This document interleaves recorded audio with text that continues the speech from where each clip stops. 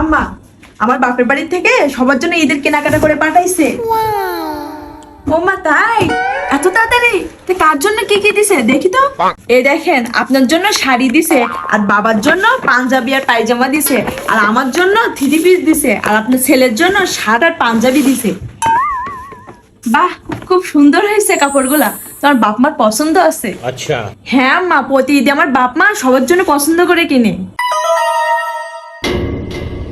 এই যে ছোট বউ, দেখো বড় বড় বাপের বাড়ির থেকে ঈদের কাপড় পাঠাইছে।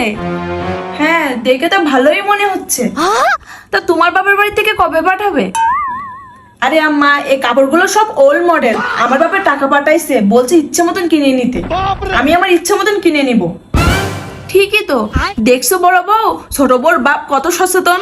সে সবার জন্য টাকা পাঠাইছে, সবাই যেন পছন্দ মতন কিনে নিতে পারে। আর তোমার বাপের বাড়ির থেকে যেগুলো পাঠাইছে পছন্দ না হলেও নিতে হবে, কিছু করার নাই। আচ্ছা ছোট বউ, চলো তাহলে আমাদের পছন্দ মতো নিজের কেনাকাটা করে নিয়ে আসি। আপনি কেন যাবেন আম্মা? আমার বাপে আমাকে আর আপনার ছেলেকে কেনার জন্য টাকা পাঠাইছে, আপনাদেরকে দেয়নি। আপনারা আপনাদের টাকা দিয়েই কিনবেন। মানুষের জিনিসে এত লোভ কিসের? আরে বড় বউ, আমি এমনি বলছিলাম। হয়েছে আম্মা, আমার জিনিসটা ভালো না, আপনি এক্ষুনি বললেন। আমার জিনিস আমি নিয়ে যাব। আমার বাপ দিছে কষ্ট করে, এগুলো আমার কাছেই থাকবে। বেশি লোভ করতে গিয়ে আমও গেল, সালাও গেল। বড় বড় কাপড়গুলো ভালো ছিল, ছোট বউ তো জীবনে কিছুই দেয় না।